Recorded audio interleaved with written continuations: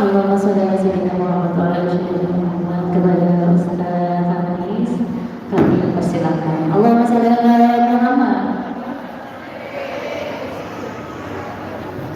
Tenang Bu, yang datang nih. Yang dulu lagi sibuk, apa lagi masih menyelesaikan siap-siap.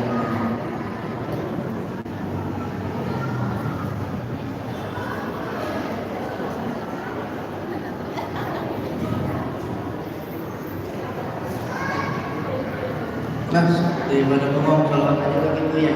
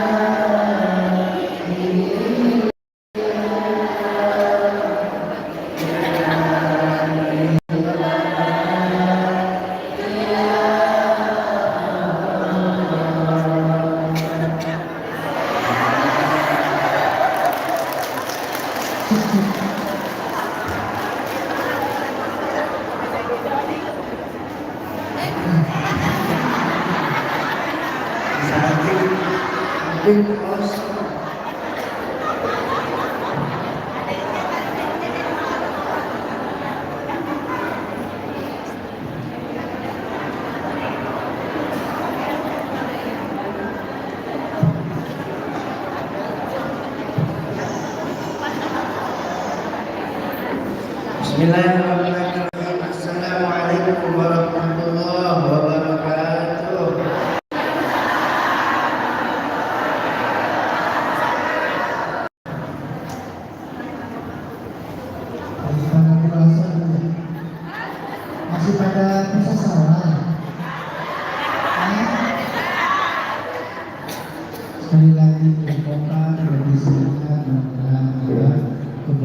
kita pada pagi hari.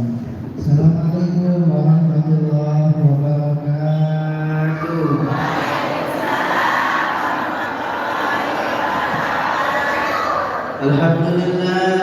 Alhamdulillahilladzi hadana bi'abdihi al-muhtari man da'ana ilaihi bil izni wa qad nadana labbaika ya man dallana wa hadana. Wassalatu wassalamu ala rasulillah sayyidina wa maulana Muhammad Abdillah wa ala alihi wa ashabihi. Allahumma harimna ladzata ma'asiyatika warzuqna ladzata ta'atik. Alhamdulillah, bersyukur Bu ya kepada Allah Subhanahu wa taala yang telah memberikan kepada kita rahmat, taufik, hidayah. Betapa banyak orang yang pada pagi hari ini Allah kirimkan undangan kepada mereka, tapi mereka hanya cukup mendengar saja, mereka cukup menerima saja. Tapi alangkah beruntung berbahagianya anak-anak muda yang hadir pada pagi hari ini, ketika Allah kirimkan undangan kepada mereka, kirimkan undangan kepada ibu-ibu, ibu-ibu dengar, ibu-ibu menerima, dan ibu-ibu bisa menghadiri daripada undangan Allah. Mudah-mudahan dengan hadirnya kita di sini di waktu yang mulia, waktu duha, di tempat yang mulia dan pasti ini, maka insya Allah mudah-mudahan kumpulnya kita nanti kumpul lagi di surga bersama-sama. Amin ya rabbal alamin. Salawat dan salam tak lupa selalu kita sajikan kepada kekasih kita baginda Nabi besar Muhammad. Mudah-mudahan kumpulnya kita, duduknya kita pada pagi hari ini Allah catat sebagai perkumpulan yang berkah. Dan dengan keberkahan itu kita semua Allah berkatkan ke Mekah. Bisa tawaf di Ka'bah, bisa kita di Mina Musdalifah, bisa sa'i di Safa dan Marwah, bisa wukuf di Padang Arafah, bisa ziarah ke makam Nabi di Madinah, pulang haji rezeki kita makin bertambah, bisa buat sedekah, bisa beli rumah, bisa beli sawah, beli mewah, yang jomblo cepat nikah. Masya Allah. Sehat ya? Sehat. Murah sama murah. Oh, Dari kami wilayah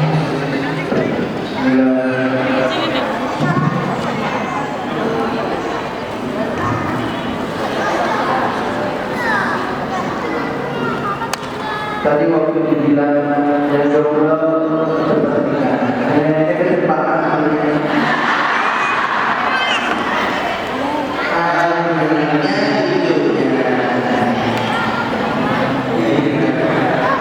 ibu-ibu bersyukur bisa hadir pada pagi hari ini. Bersyukur, bapak-bapak juga bersyukur. Kenapa? Karena sejatinya ini undangan dari panitia. Ini undangan bukan dari majelis taklim, tapi sejatinya pada pagi hari ini adalah undangan dari Rasulullah Sallallahu Alaihi Wasallam. Sehingga Allah pilih kita pagi hari ini dari sekian banyak ibu-ibu, bapak-bapak, inilah pilihan Allah untuk menghadiri pengajian pada pagi hari ini. Alhamdulillah. Ibu, bapak, gimana kabarnya? Sakit?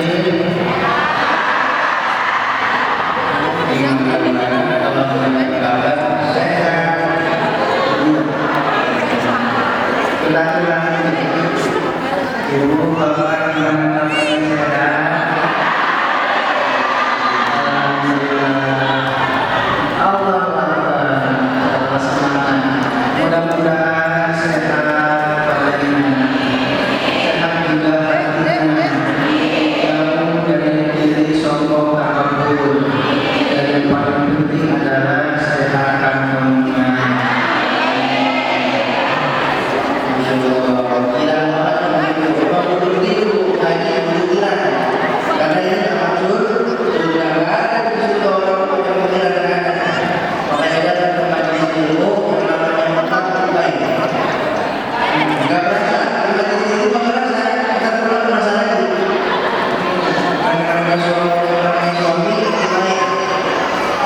Jika kita minta Allah dulu, mudah-mudahan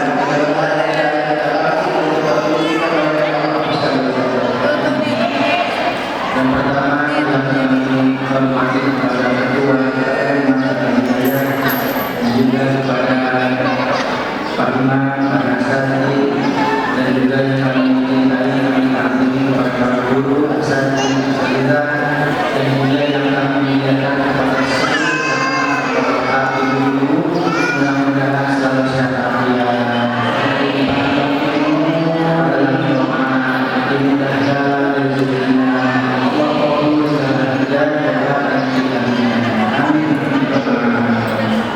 Pada pagi hari ini kita bisa bersyukur Allah Subhanahu wa Ta'ala. Kalau pejabat ke suatu tempat kira-kira dikira PPKM, kalau dikira PPKM itu tandanya apa? Di pejabat orangnya dimuliai, dikasih penghargaan, betul? Itu pejabat manusia bapak ibu. Tetapi disebutkan keutamaan dari para penuntut ilmu, keutamaan dari mereka yang hadir di majelis ilmu. Allah kasih keutamaan apa? Kalau pejabat tadi itu datang ke suatu tempat itu digerakkan. Kita begitu bahwa bapak datang dari rumah sampai ke sini. Allah Subhanahu wa Ta'ala memerintahkan para malaikatnya untuk apa? Untuk melemparkan sayapnya dari rumah menuju pada taklim agar apa? Kita berjalan di atas sayap malaikat tersebut. Kalau berjalan di atas sayapnya, kita oleh Allah Subhanahu wa Ta'ala dijalankan di atas sayapnya malaikat. Mudah-mudahan kita bermanfaat. Mudah-mudahan anak kita yang dalam majlis tetap bermanfaat. Karena bapak keutamaan dalam majlis yang akan lagi pada urusan datang ke majlis, Allah kasih. Yang ada hutang datang ke majlis, Allah kasih. Makanya kalau yang ada permintaan di majlis, apa yang mau dan ya. Tapi kita harus mengatakan Masya Allah, dia bisa ditemukan saya harus nanti. Jika ada yang tidur di majelis, dia tidak diketawain. Karena ada bisa orang memakai narkoba sulit tidur di rumahnya, tidak bisa tidur, sudah makan tidak bisa tidur. Sampai suatu saat dia pernah kali pengajian, duduk di pengajian, duduk doang mengaji, tiba-tiba tertidur. Allah berikan dia sakit dan tenang dalam pengajian. Jadi asal dalam protes sama kamu, ini pengajiannya sesat dari ceramahnya. Lu yang tidur, ya, bapak tidur lalu mengerjakan ceramah. Itu di majelis taklim sholat menuju pahala. Maka guru saya pernah ngomong, kan kalau kita tuh ada beberapa fase hidup, 20 tahun pertama, kedua, ketiga. Ketika masuk 20 fase 20 tahun kedua, baru berubah, itu tahun ini. Kalau orang sudah masuk 20 masih banyak dunia yang masih banyak orang lain yang dari manfaatnya, maka kalau sebuah kita mengatakan itu orang yang kalau masih sibuk dengan dunia, maka setiap hari saya berusaha kepada meningkatkan hal atau pertanyaan ibadah dari makanya kita sudah meningkat untuk 40 tahun dan murni tubuh berapa bisa beraktivitas ibadah juga bisa kita. Maka ketika kita beramal harus beramal dengan cerdas. Salah satunya apa? Kita tutup di majelis taklim merupakan salah satu amal ibadah yang ringan dan cerdas. Kenapa cerdas? Sebutkan dalam sebuah hadis, "Hudud majelis ilmu khairun min sholati al-jamaah." Hadirnya seseorang di dalam majelis ilmu 15 detik dia tidak menit dia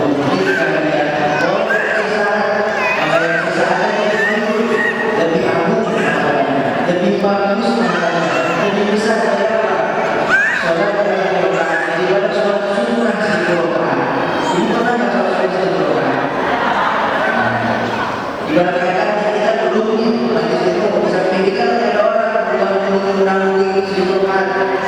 Jadi 1000 rakaat kita cuma modal doang, apalagi tidur. Ini kita modal dulu doang, pahalanya juga aku itu sadari. Mereka orang yang sholat sunnah 1000 pahalanya lebih apa dari apa? Ini 1000 orang sakit itu 1000 banyak saat ada emang orang sakit ada berapa? Minimal dulu Pak, kalau dulu maka rumah sakit atau rumah sakit orang sakit makanya butuh manusia jadi baik mengurus 1000 jenazah. 1000 jenazah. Satu jenazahnya kata Rasulullah. Manusia jenazah ada usahanya dalam siapa yang tengah jenazah sampai proses sholat. Artinya ada tanggal kita lihat nih sampai proses sholat pada rumah. Maka pahalanya 1 kilo. 1 kilo itu sebesar 1 kilo. Tapi kata Rasulullah manusia jenazah ada pada 1 kilo. Karena siapa yang melihat jenazah sampai proses pemakaman dalam kilo maka baginya dua untuk pahala yang besar pahala sebuah yang sebesar 20 itu baru satu jenazah bagaimana dengan 1000 dan ini khair lebih agung lebih besar daripada pahala yang penting mengurus 1000 jenazah dengan modal apa dengan modal kita dan Allah di dalam ada apa yang berujar Allah ajarkan sudah Tapi ngomong-ngomong kita tadi ketika ngomong panjang lebar, ibu-ibu udah pada kenal belum? Ini rusak. Pantesan kiri banyak tahu. pantesan gak kelihatan yang tipinya rusak banyak sebetulnya Yang kenalan dulu. Baik, kita kenalan dulu Bu ya. Dari kembar 3 ini yang berojol duluan saya itu. Yang lahir duluan saya. Saya Abdul Hanan Jamaluddin, abang yang pertama. Ya, biasanya dipanggil Hanan. Siapa Ibu? Saya yang kedua, oh saya oh ya ngaku aja dia yang pertama Hanan saya yang lahir kedua Abdul Manan Jamaluddin panggilannya Manan. saya yang ketiga Abdul Ihsan Jamaluddin, panggilannya Ihsan. Siapa deh? Siapa? Siapa deh? Lu bisa-bisa doang dong. Bang Ihsan. Ya alhamdulillah saya senang melihat ada anak kecil. Dari kecil udah hadir di majelis ilmu, insya Allah mudah-mudahan nanti ke depannya Allah jaga. Amin. Bahkan janjinya Nabi, barang siapa yang sejak kecil, sejak dini seperti ini anak-anak kecil ini, udah kenal majelis taklim, udah dikenalin dengan Quran, udah ngaji, apa janjinya Nabi? Maka Allah akan campur adukan darah dan dagingnya bersama Al-Quran. Artinya apa? Nanti ketika adik-adik udah gede, insya Allah terjaga, matanya terjaga, telinganya terjaga, mulutnya terjaga, semua anggota tubuhnya terjaga, insya Allah. Saya lahir jam 10 lewat 5. saya jam 10 lewat 6 Saya jam 10 lewat 7. bedanya berapa tuh? Iya bedanya semenit kita lahir usia kandungan 7 bulan Ya, kalau kata dokter kita lahir premium Prematur. Prematur. oh prematur ya prematur yang ini lahir prematur, yang ini lahir prenagen. Ini pertama. Alhamdulillah. Alhamdulillah hari ini kita sama-sama menghadiri mana? Kajian bulanan ruginya orang bergibah. Ruginya orang. Ibu tahu gibah nggak? Pernah gibah nggak? Gibah. Jangan ditanya. Ibu pernah bergibah nggak Bu? Nggak, oh nggak percaya kok. Insya Allah di sini semuanya nggak suka kita. Kelihatan dari mukanya orang-orang soleh-soleh. Gibah itu bisa dikatakan dosa yang enak banget, yang lezat banget, manis dan gurih. Gurih.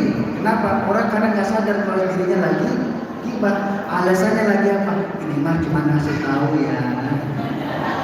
Ini mah cuma ngasih tahu.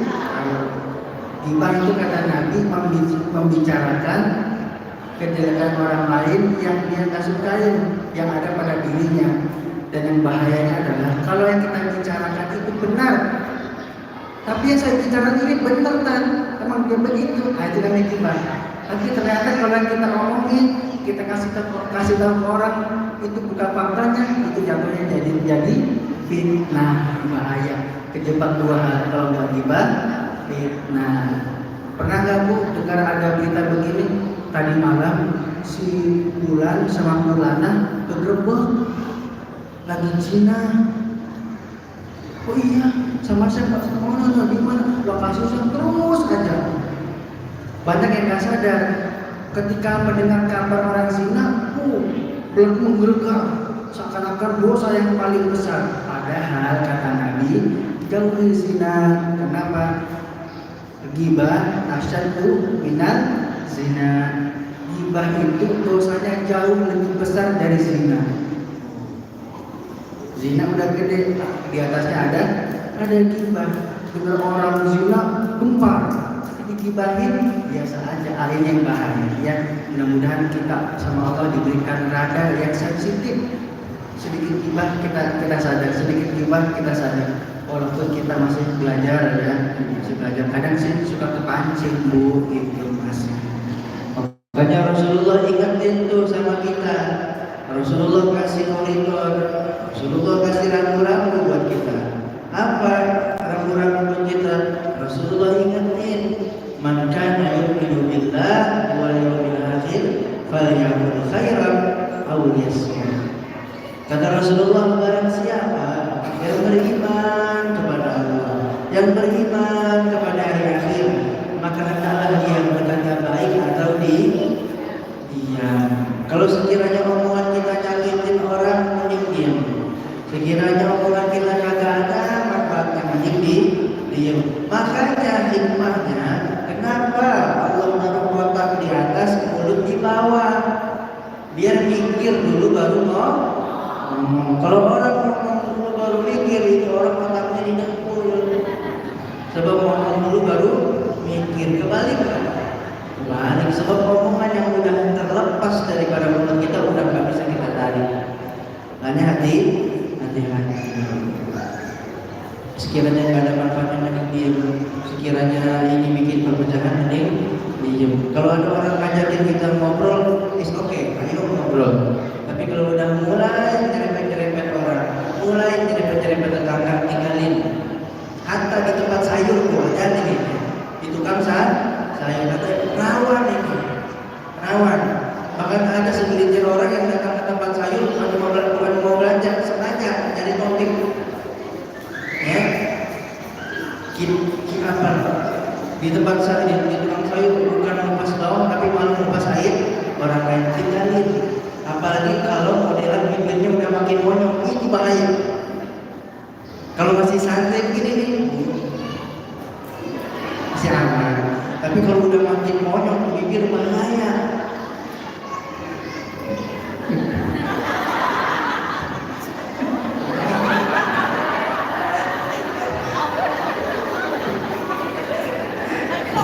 Kalau udah mulai ada gejala-gejala seperti itu, tinggalin. Kenapa? Yang begitu kan makin monyong makin enak. Itulah cirinya juga membicarakan kejelekan orang lain, mukanya pun akan jadi jelek. Benar nggak Bu? Benar. Pokoknya ciri-ciri orang lagi jelek, mukanya berarti lagi gibah. Iya, makanya hati-hati. Makanya dari disebutkan Rasulullah mengatakan dalam ghibah asyaddu minas zina. Ghibah itu dosanya lebih dahsyat, lebih besar daripada zina. Dan orang tanya, kok bisa begitu? Nabi Muhammad mengatakan apa? Kalau orang zina dosanya besar, tapi ketika dia pasang niat yang baik, dia berdoa khusyuk, kemudian air matanya mengalir, Allah terima taubat. Tetapi ketika riba, sebelum kita minta maaf kepada orang yang kita gibahi dan dia memaafkan dosanya atau sekali, sampai kapanpun meninggal dosanya terus mengalir. Apalagi riba itu keluar dari mulut kita dan tersebar kemana-mana. Setiap orang yang gibah dosanya kan kita. Na'udzubillah min. Imam Asy-Syafi'i, sekelas Imam Asy-Syafi'i, ulama yang luar biasa, digibahi kamu, digibahi. Tapi respon beliau luar biasa. Datang orang ke Imam Syafi'i mengatakan, wahai Imam, si Ono bilang Imam begini, Imam begitu, Imam begini, semua disebutkan sifat jelek dan keburukan. Imam Syafi'i bilang, yakin kamu dengan dia ngomong seperti itu? Yakin Imam, dia bilang seperti itu, saya tadi dengan jelas. Kemudian Imam Syafi'i bilang, oke, kalau gitu antarkan saya ke pasar. Imam Syafi'i dia antar ke pasar sama ini orang. Orang ini kira, waduh, Imam mau ke pasar, mau beli kolok nih, waduh, bakar hidup nih. Dan ini tuh setan yang di kalangan manusia yang begini-begini. Ada nggak begitu? Di luar sana kan, lihat orang berantem senang aja bawaannya. Kalau sehari dia nggak bikin orang ribut, rasanya nggak tenang hidup. Imam Syafi'i ke pasar sama ini orang. Kemudian Imam Syafi'i belok ke kanan, sementara tempat golok belok ke kiri. Bingung dia, kok Imam belok ke kanan? Di situ ada makanan, ada roti, belok ke kanan tadi ya. Kemudian apa Imam Syafi'i beli roti yang banyak. Kemudian dia tunjukkan tadi orang yang membicarakan. Ditunjuk sama orang, datang Imam Syafi'i ke orang tersebut. Kemudian orang itu bilang, Imam Syafi'i datang. Waduh, dia panik dengan lain. Waduh, kenapa Imam Syafi'i bisa tahu? Siapa yang ngasih tahu? Begitu Imam Syafi'i datang ngasih. Apa yang dikatakan Imam Syafi'i? Ini roti untuk dirimu. Makasih ya. Hari ini aku dapat pahala dengan tanpa harus bersusah payah. Makasih. Hari ini kau telah kasih pahalamu kepada diri itu. Ambil roti. Akhlak kayak Imam Syafi'i itu. Kalau kita ngomongin orang kira-kira begitu nggak bu? Nggak ya?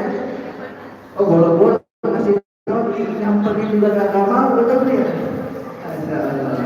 Makanya ketika Nabi Muhammad SAW dimi'rajkan oleh Allah, di atas Rasulullah melihat segerombolan orang yang bukunya panjang, bukunya dari baja, tembaga, tajam-tajam, kemudian di badannya penuh dengan penyakit gatal, pipinya gatal, digaruk pakai kuku yang tajam dari baja tersebut, digaruk, pipinya kelupas, dagingnya kelupas, kelihatan tulangnya, pahanya gatal, pahanya digaruk, kelupas, dagingnya kelupas, kelihatan tulangnya, sehingga seluruh tubuhnya semuanya gatal, digaruk, dagingnya kelupas, kelihatan tulangnya.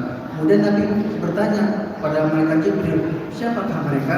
Kemudian dijawab, alladzina yaqtadun nas. Mereka adalah orang yang selalu membicarakan kejelekan orang lain, menyebarkan aib orang lain. Sebetulnya kita ketika melihat aib seorang, kita harus punya adab. Inilah indahnya Islam. Ketika kita melihat kesalahan orang lain pun, kita harus punya adab. Misalkan kita dong yang lihat nih, dia berbuat kesalahan, cukup di kita, udah diam aja. Kenapa?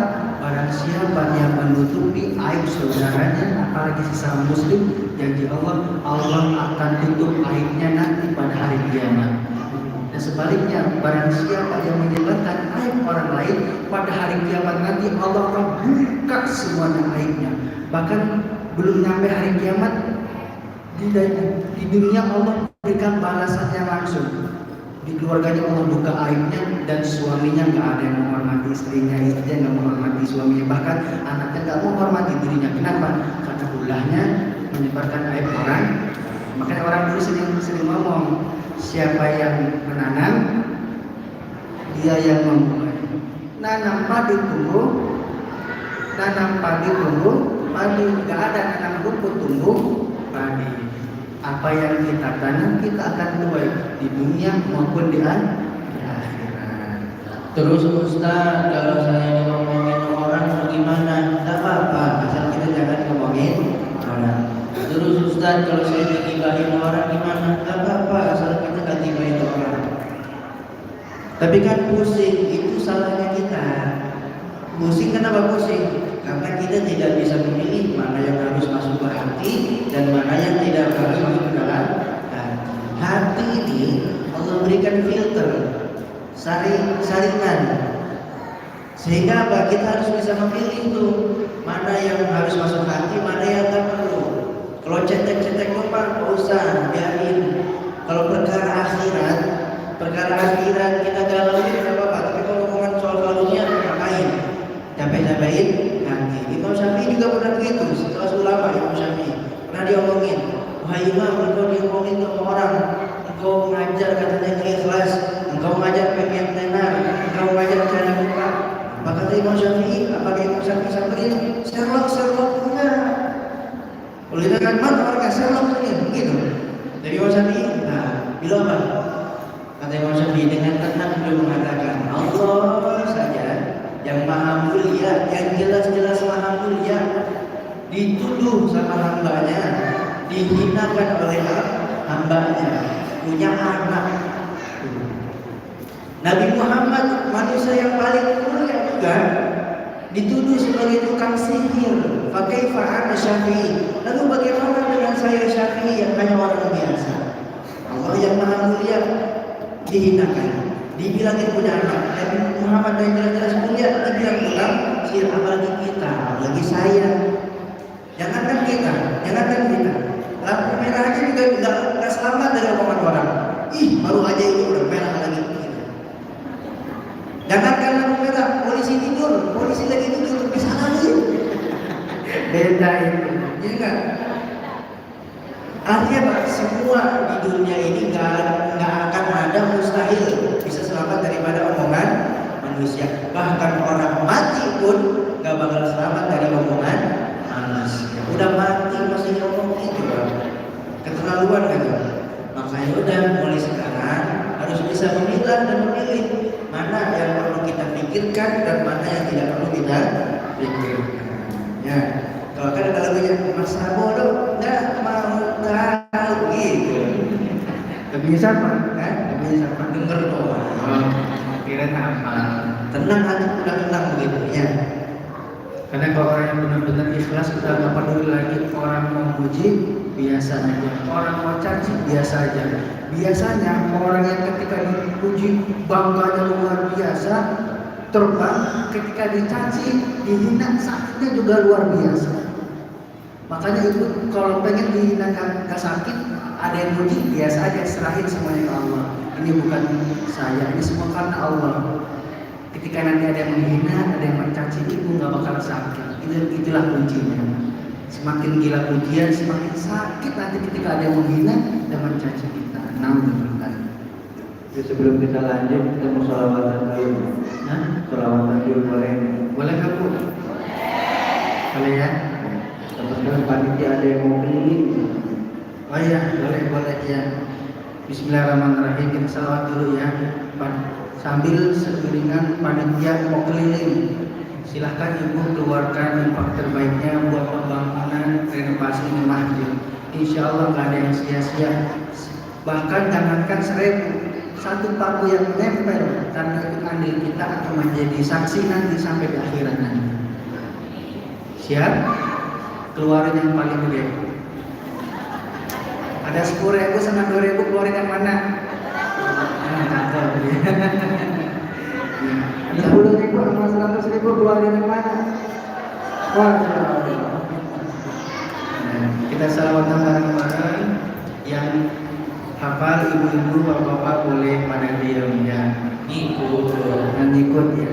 Jika bersedekah sambil sebutin hajatnya dalam hati, insya Allah Allah kabulkan. Apa yang namanya sedekah itu menolak pahala, yang kedua mempercepat pengkabulan. Apalagi untuk rumahnya Allah. Salatullah salamullah ala Taha Rasulillah. Salatullah salamullah ala Yasin Habibillah. Tawassalna bismillah wa bil hadi Rasulillah wa kulli mujahidin lillah bi alil badri ya Allah. Sekali lagi, salatullah salamullah ala Taha Rasulillah. Salatullah salamullah ala Yasin Habibillah. Tawassalna bismillah wa bil hadi Rasulillah wa kulli mujahidin lillah bi ahlil badri ya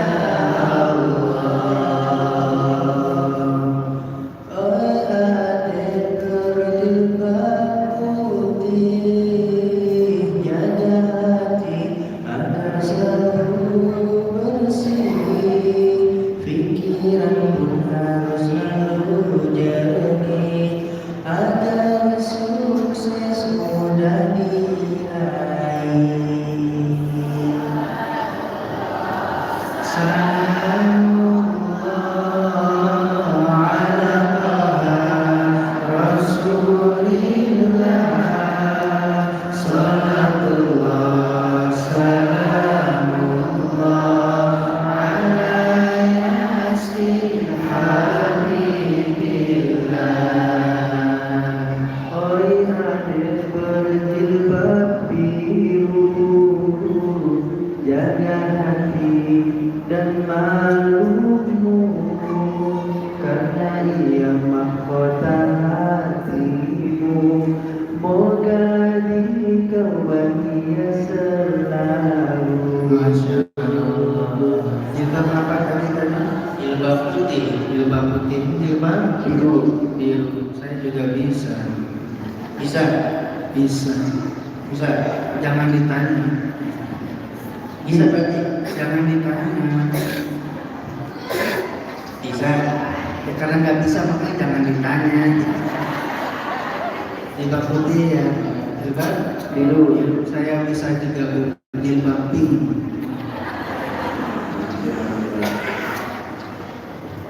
Oi adik berjilbab pink.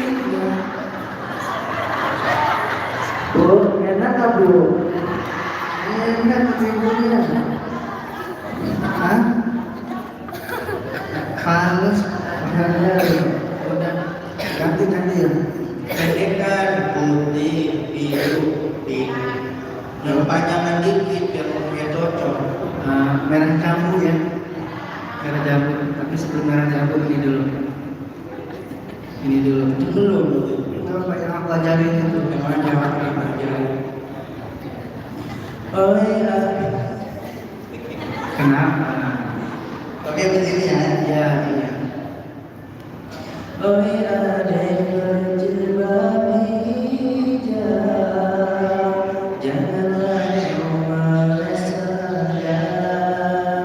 Soal jodoh janganlah risau,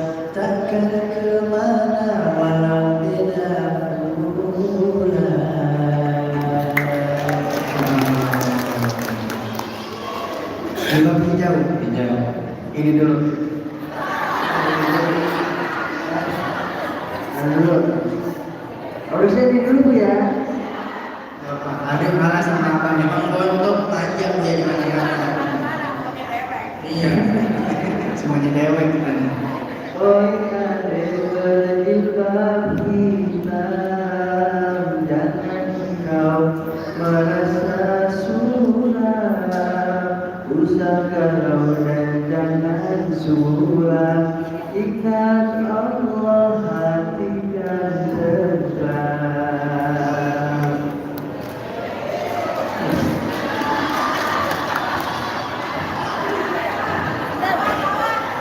Merah jambu.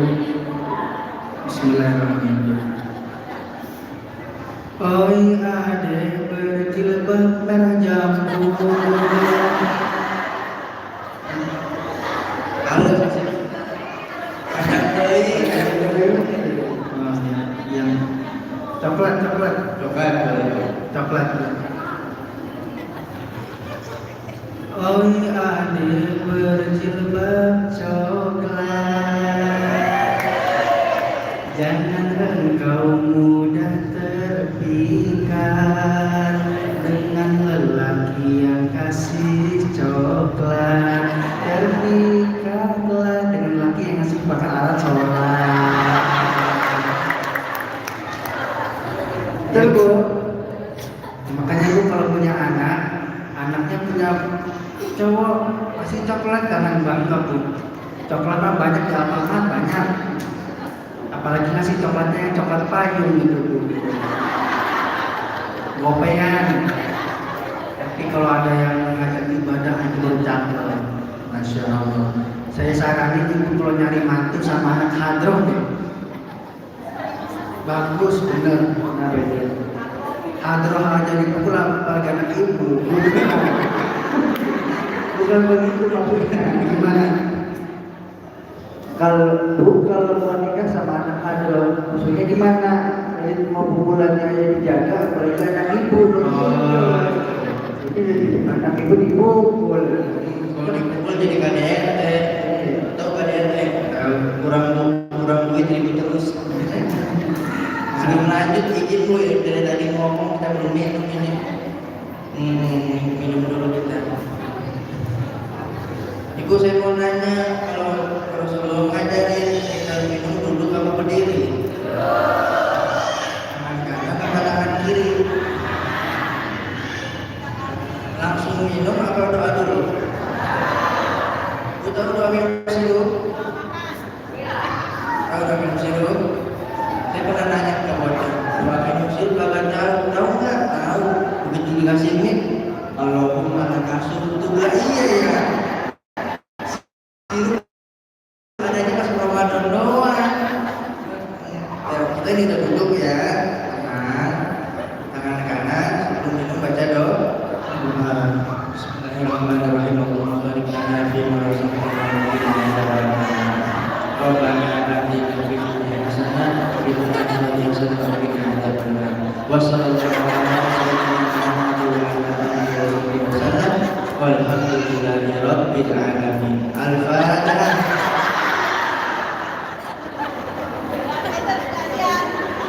Untuk kagak Al-Baqarah. Kalau minum ya. Bismillah. Kata Nabi pun cara minumnya bagus buat kesehatan, bukan kayak unta yang gelap jangan. Nanti botolnya ketelan juga. Caranya begini kata Nabi. Sebelum minum baca Bismillah. Bismillah. Alhamdulillah. Lagi Bismillah. Alhamdulillah. Lagi Bismillah. Alhamdulillah. Lagi bu Bismillah.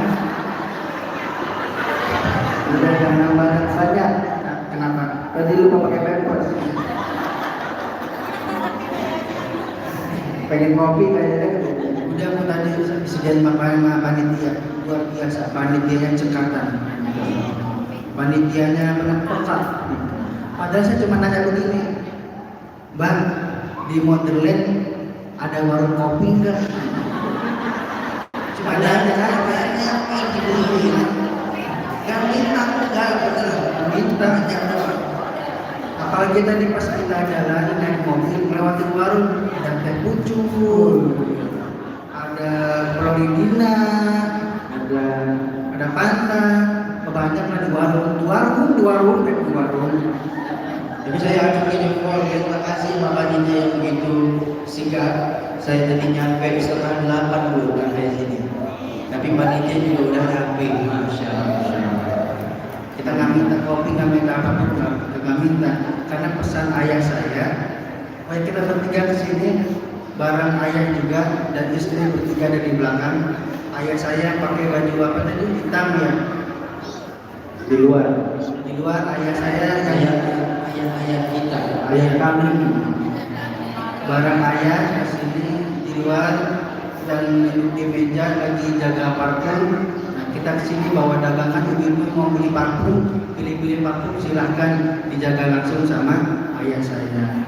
Nah, ayah saya juga pesan kalau dakwah gak boleh minta-minta, harap hukumnya dosa minta-minta sediain ini sediain itu gak boleh, dosa. Tapi lebih dosa lagi kalau nggak disediain. Alhamdulillah, terima kasih buat orang yang sudah menyuguhkan kita minum. Nah, kita nggak minta, tapi panitia menyediakan kasih. Hidup juga begitu. Gak usah banyak minta sama Allah, lakukan aja apa yang menjadi kewajiban kita. Lakukan apa yang Allah cipta, maka Allah akan berikan apa yang kita minta. Sehingga kita panitia taruh air putih di meja enggak. Saya hanya menjalankan tugas saya. Tugas kami datang untuk memberikan tausiah. Selebihnya panitia yang mencukupi kebutuhan. Allah juga begitu. Ya, tapi pesan saya jangan kebanyakan air putih. Ya. Kenapa? Bikin darah tinggi. Betul. Buat panitia, mohon maaf besok-besok kalau kita di sini jangan kebanyakan kayak ini. Bikin darah tinggi. Iya, darah tinggi. Kalau kata orang dulu kata dokter minum air putih bikin sehat, tapi enggak.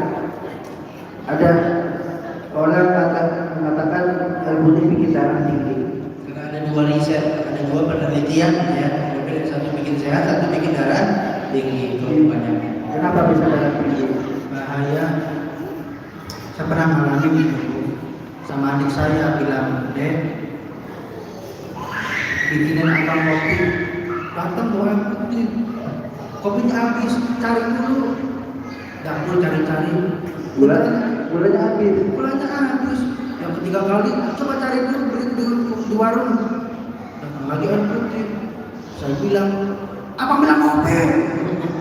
Bikin darah tinggi. Makanya jangan sering air putih, bahaya. Tapi sekarang darah tingginya belum hidup ya? Belum. Ini pesan aja. Lanjut Bu. Bentar. Tadi 20 ngomong, saya jangan ngomong Bu ya.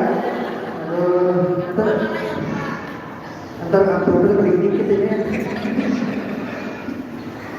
Temannya. Bu, kita lanjut ya. Ketika kita lagi ghibah, kita dapat dua dosa sekaligus. Satu dosa ngomongin orang, dua dosa buka aib orang.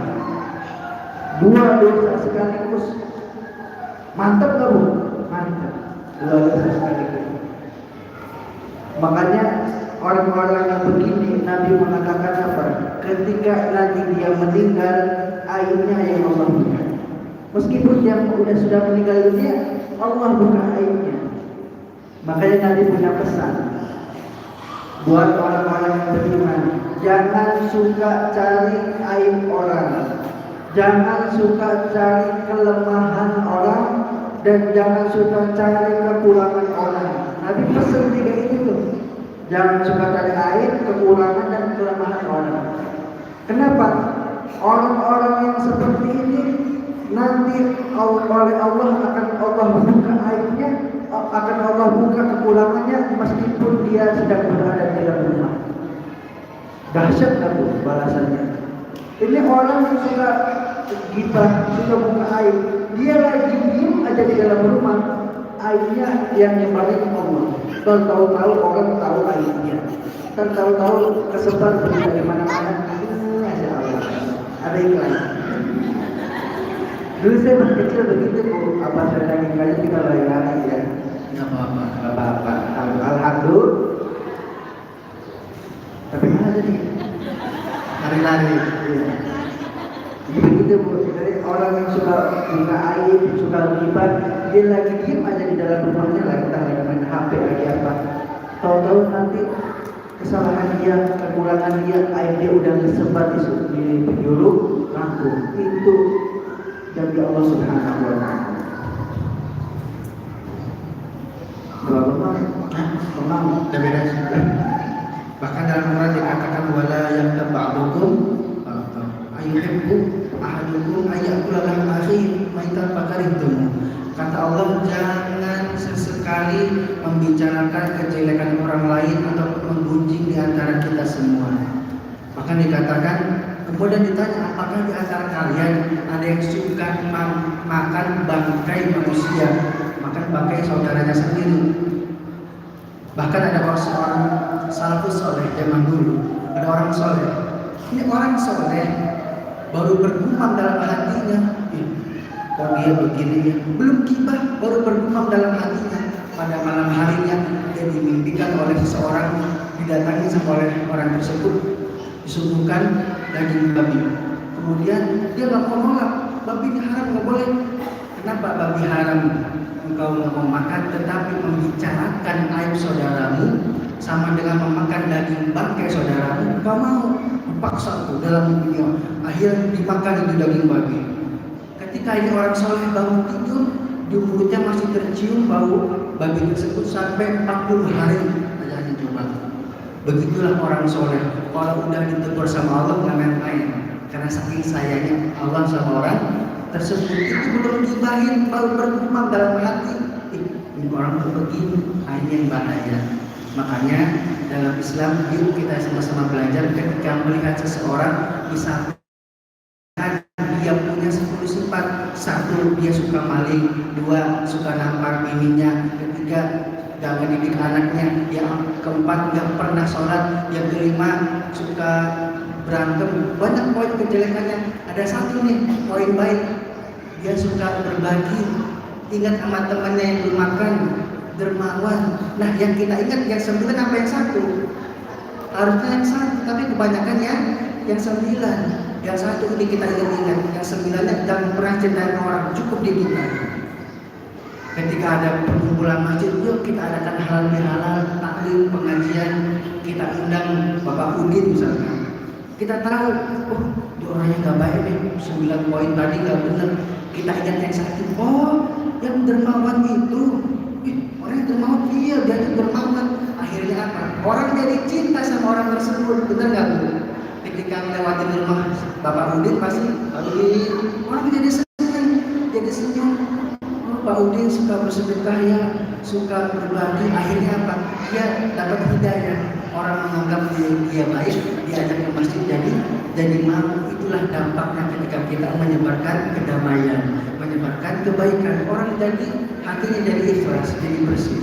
Tapi malah 9 poin yang kita sebarkan ke orang yang tadinya nggak tahu kelakuannya Pak Udin jadi tahu. Akhirnya apa? Setiap lewat rumahnya nggak mau nengok. Akhirnya apa? Jadi musuhan, nggak pernah mau masuk itu Bapak Udin gara-gara malu banyak yang tahu kelakuan. Itulah dampaknya kita menjaga aib sesama muslim. Dampaknya bukan cuma di dunia, tapi sampai nanti akhirat. Dikira orang yang sudah gibah ketika mati selesai, enggak.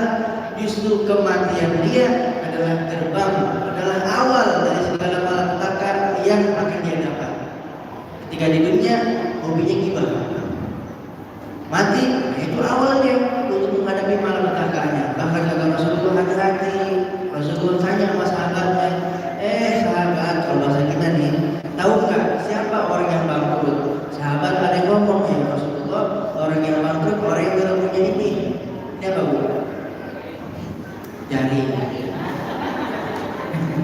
Ya Rasulullah, orang yang bangkrut itu yang tidak punya duit. Kata Rasulullah, bukan.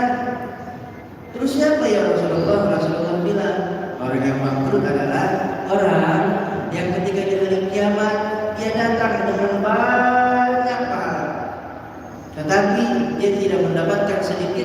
daripada pahala tadi.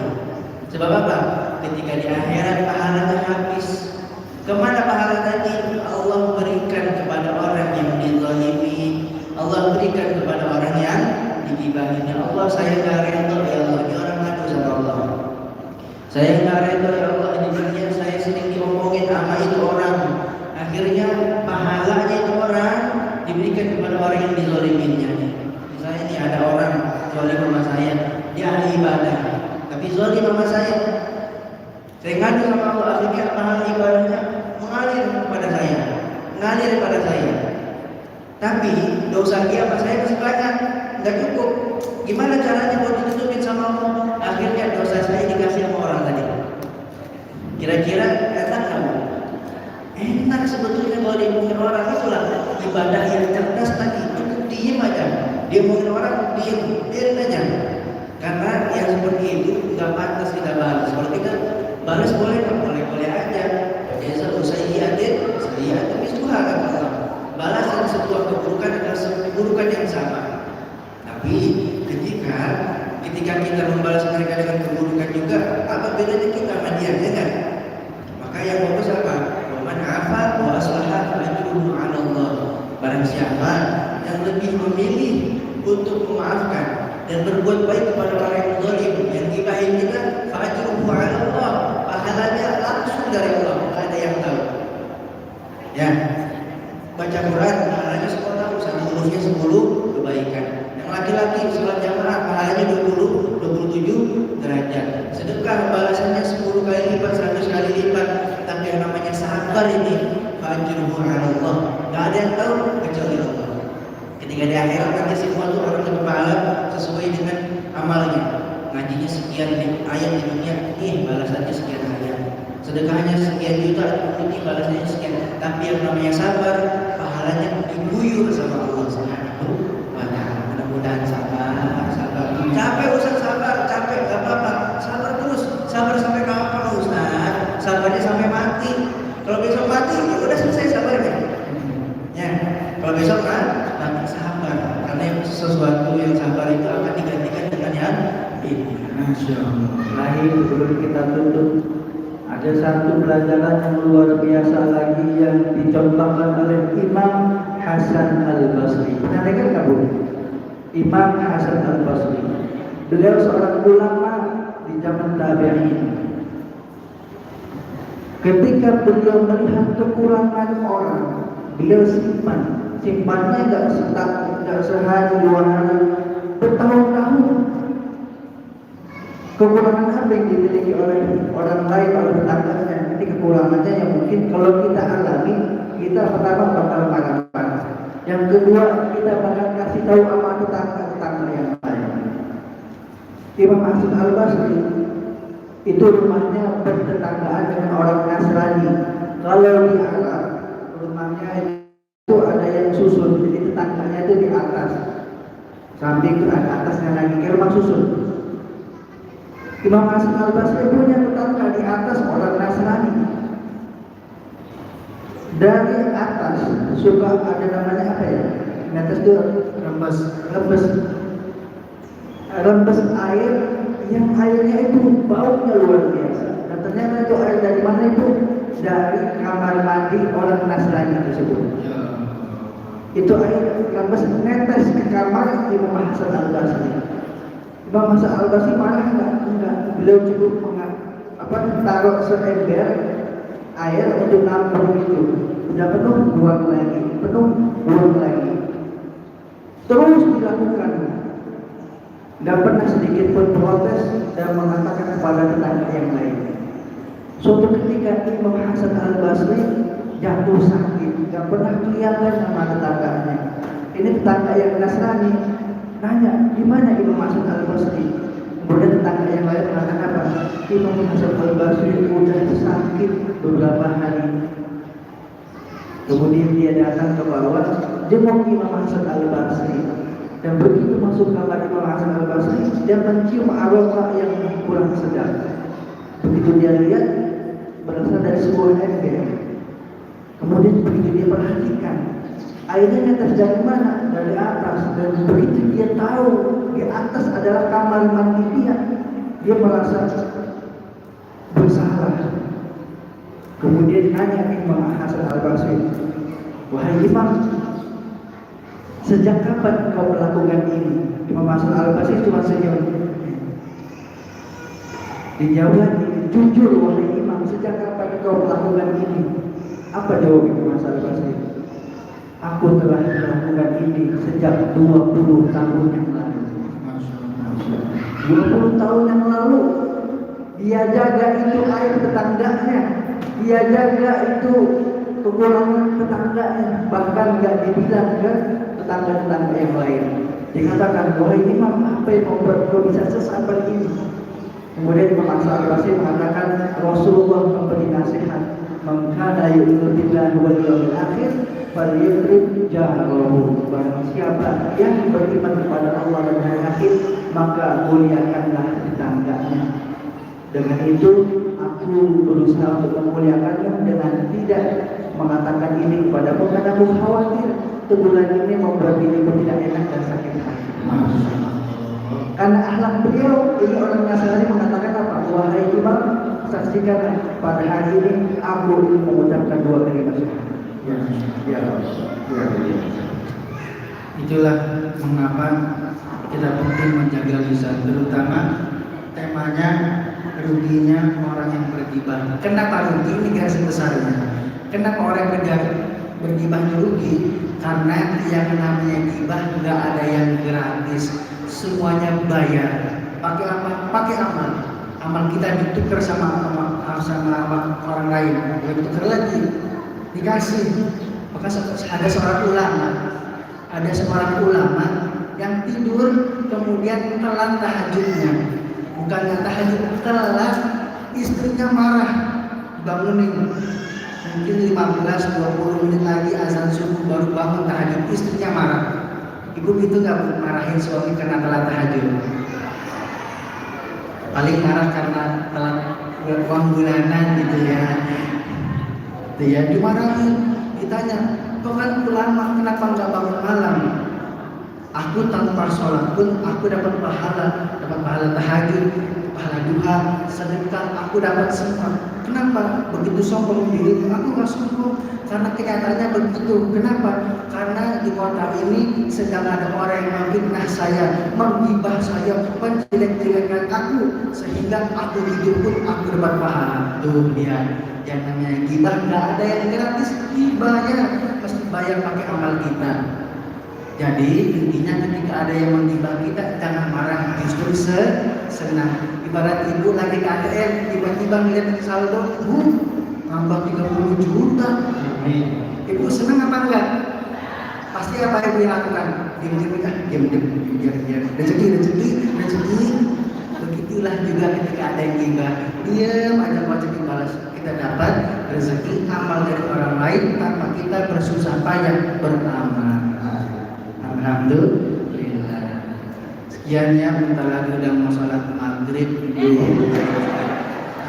Zuhur ya. Alhamdulillah, mohon doanya. Kita mungkin nggak bisa lama-lama. Terus dari sini mau langsung ke tempat acara satu lagi. Mudah-mudahan kerja. Habis itu maghrib nanti di Depok, besoknya di Tangerang. Besok zuhur kita terbang ke Banjarmasin. Kemudian alhamdulillah ada agenda pertemuan di Malaysia. Alhamdulillah, mohon doanya Buya, itu pun kalau ada yang mengundang. Alhamdulillah ya. Insya Allah setelah ini ada agenda yang selanjutnya, mudah-mudahan Allah silakan berjalan. Mohon maaf pada ibu semua, mudah-mudahan bisa silaturahim lagi. Bagi ibu yang mau beli parfum, boleh di depan ada ayah kita yang menjaga ya. Kalau ini buat dipakai ngaji, buat dipakai sholat, sampai diolesin, masya Allah, bikin sholat yang makin khusyuk.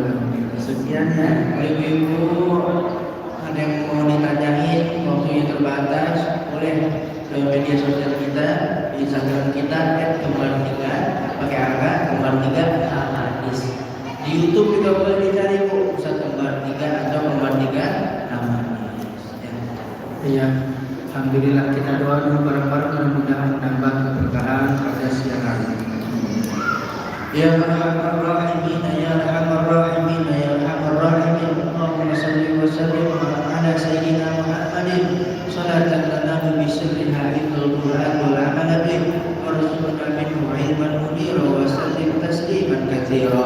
Allahumma ighfir lana wa li walidayna warhamna kama rabbana shaghara wa li jami'il muslimina wal muslimat wal mu'minina wal mu'minat al ahya'i minhum wal amwat. Allahumma ya man la yasluhu sam'an sam'a wa ya man la tudriku kasratul masail wa ya man la yatabarra bi ilhami ibadihi al-mulihin alayh hadikna barda rahmatik wa karama istijabatik ya ilaha illa anta subhanaka inna kunna minadh dhalimin.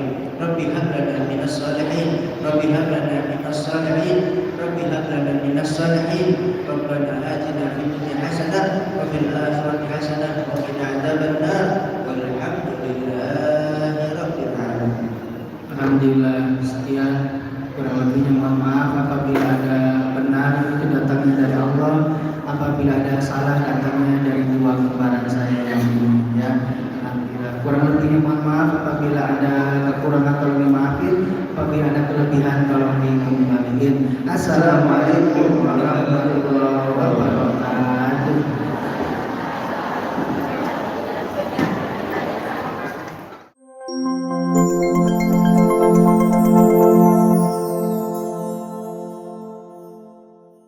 Bismillahirrahmanirrahim. Assalamualaikum warahmatullahi wabarakatuh. Kami dari Hamanis. Saya Hanan. Saya Manan. Dan saya Ihsan mengajak kepada seluruh jamaah ayah bunda untuk sama-sama yuk kita berkurban di Masjid Al-Hidayah. Dan untuk tipe-tipe kambing ataupun sapi bisa dilihat lebih jelasnya di bawah ini. Jangan lewatkan kesempatan untuk berkurban bersama Yayasan Al-Hidayah karena insya Allah aman, profesional, dan insya Allah tersalurkan kepada yang berhak. Dan yang pasti amanah. Jangan lewatkan kesempatan untuk berkurban. Mudah-mudahan menjadikan kita hamba yang dicintai dan diridhoi oleh Allah Subhanahu wa taala. Amin. Terima kasih. Assalamualaikum warahmatullahi wabarakatuh.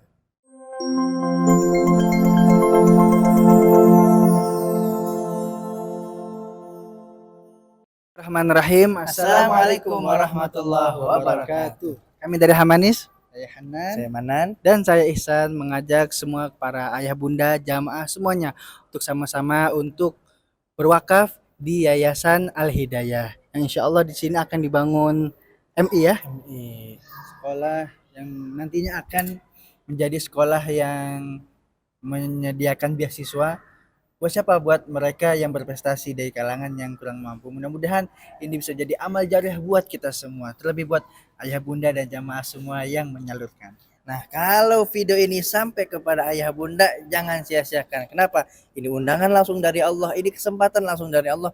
Yuk sama-sama kita keluarkan harta kita yang terbaik untuk Allah Subhanahu wa taala. Dan masih membutuhkan dana sekitar 8,4 miliar. Masya Allah. Yuk sama-sama kita gabung, sama-sama ikut andil, berikan yang terbaik. Kirimnya kemana? Di bawah ini nih. Nah, ada nggak? Ada. Iya, di Yayasan Al-Hidayah. Terima kasih. Assalamualaikum warahmatullahi wabarakatuh.